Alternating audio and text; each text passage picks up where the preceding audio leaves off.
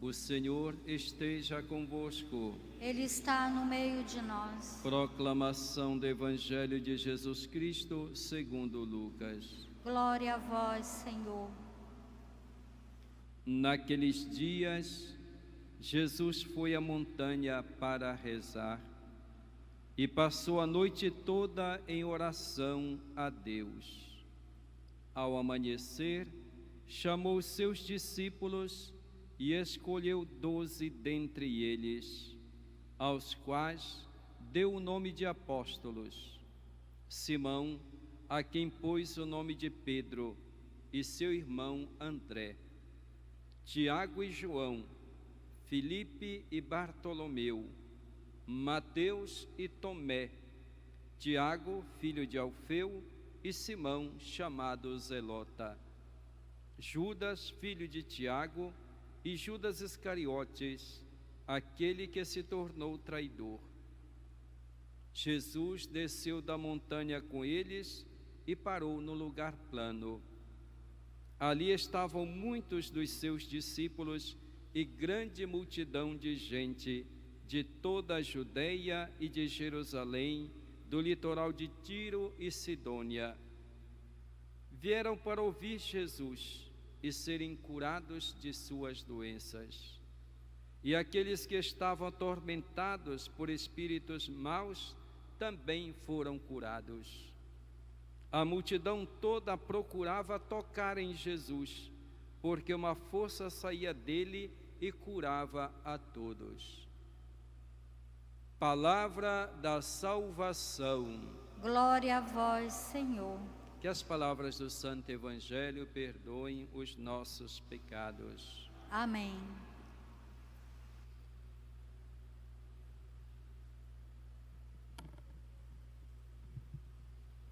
Hoje, dia 11 de setembro, estão faltando 34 dias para a realização da nossa festa maior, que é o Círio de Nossa Senhora de Nazaré.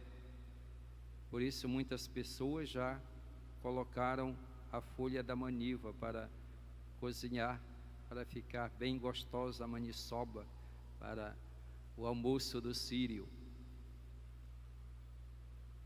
O nosso coração já começa a ansiar, esperar por aquele momento de celebração da fé, de confraternização com os familiares, com os amigos, este momento de encontro com Deus, na oração, no louvor, no agradecimento, nas celebrações e também encontro com os irmãos. Por isso convém preparar-se devidamente para essa celebração. Continuam as peregrinações, os encontros, as novenas nas comunidades, nas famílias. E devemos continuar cada vez mais, de modo intenso, essa preparação espiritual, que é a mais importante para a celebração do Círio de Nossa Senhora de Nazaré. Quero saudar hoje os irmãos da comunidade, da paróquia do Espírito Santo, lá no Moju. Estive lá sábado passado no Moju, visitando aquela paróquia, tendo à frente o padre Renilson, os membros do Terço dos Homens, que todos os sábados se reúnem para a oração do Terço, estão se preparando para a peregrinação que fazem todos os anos. Estão inscritas já mais de 500 pessoas para esta peregrinação para o Círio de Nossa Senhora de Nazaré. Que Deus abençoe aquela comunidade, aquela paróquia, aqueles irmãos. Que o Círio seja mais uma experiência de crescimento na fé para todos aqueles irmãos e irmãs. O Evangelho de hoje diz que Jesus foi à montanha para rezar. Jesus tinha uma atividade muito intensa. Jesus não parava, ia de aldeia em aldeia, de cidade em cidade, anunciando o reino de Deus. Eram muitas as pessoas que o procuravam, eram multidões que o seguiam para ouvir a sua palavra e para receber de Jesus algum benefício espiritual, alguma cura, alguma libertação. Às vezes, diz o próprio Evangelho, que Jesus não tinha tempo nem mesmo para comer, ele e os discípulos. Mesmo nessa atividade intensa, porém, Jesus encontra sempre um momento para a oração. O Evangelho diz que Jesus se retira à montanha para rezar. Outras vezes diz que Jesus passou a noite em oração. Portanto, Jesus não deixava de ficar, diríamos, em contemplação, a sós com o Pai. Estava no meio dos homens, no meio das pessoas, anunciando o reino de Deus, fazendo o bem, mas ele tirava sempre os momentos para estar sós diante do Pai, em oração.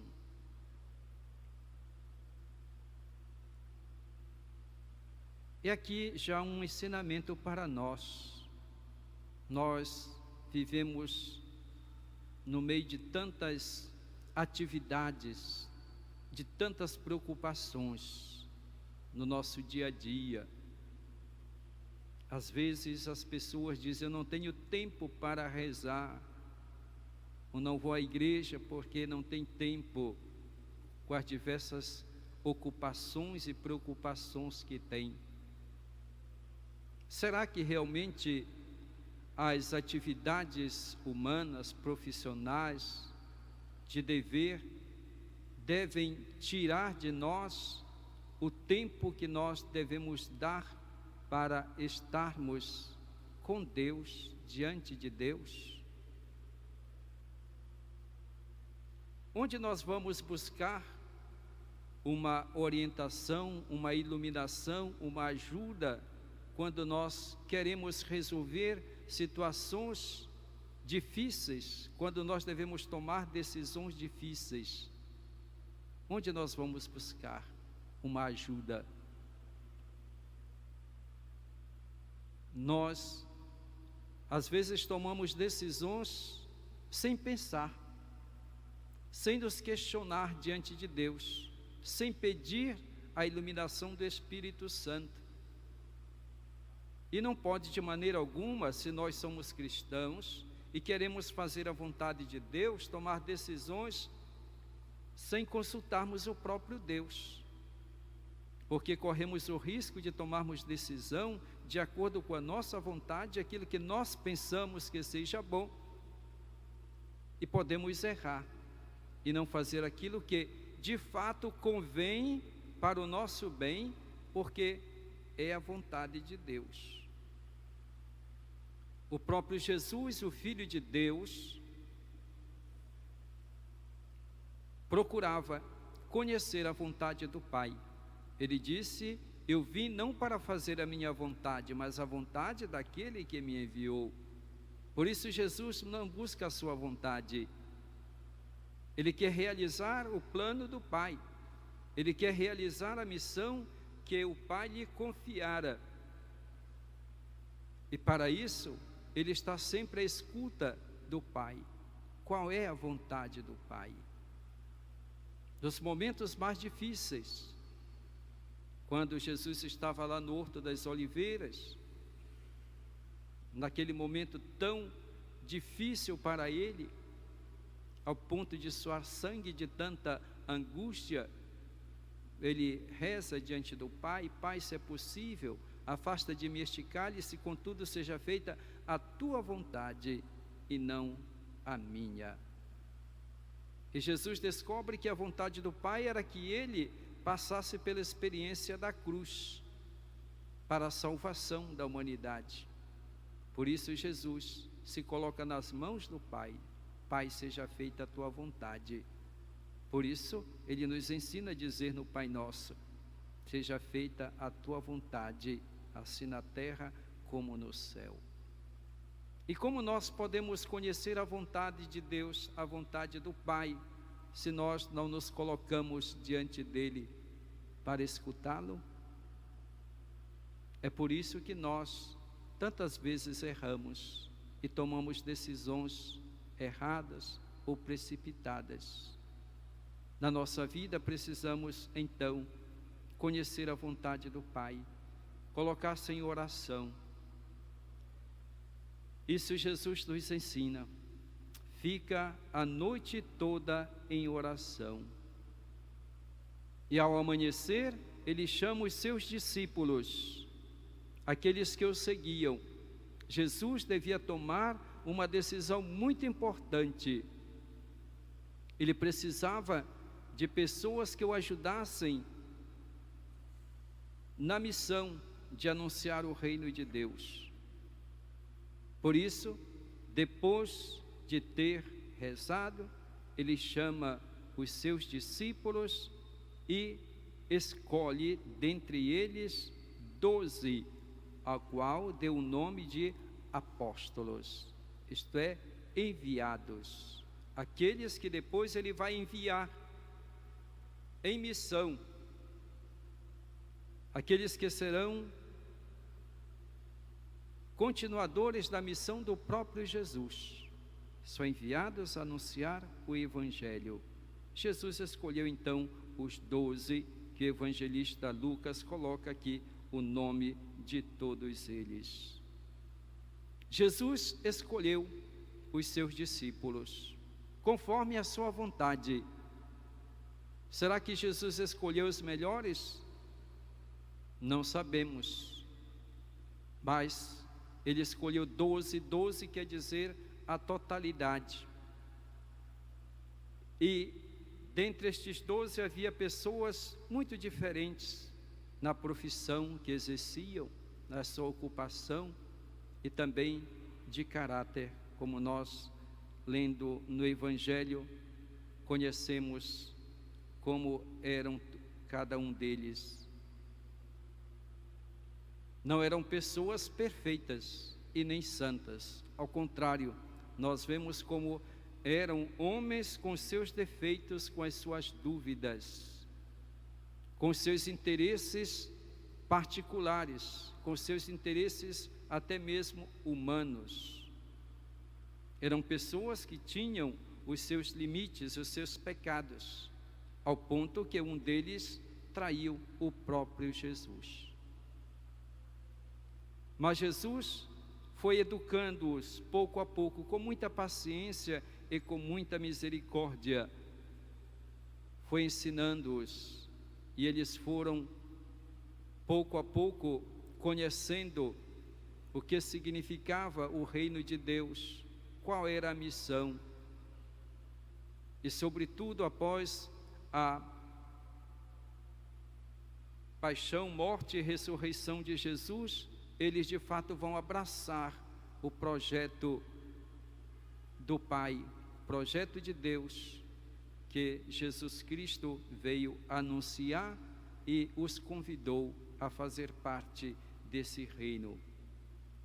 São chamados a ser embaixadores de Cristo, como diz o apóstolo Paulo, embaixadores de Cristo, enviados por Cristo para representá-lo, para anunciá-lo, sobretudo para dar testemunho da sua própria fé, comunicar aos outros a sua experiência de vida, do conhecimento que eles têm com o próprio Jesus.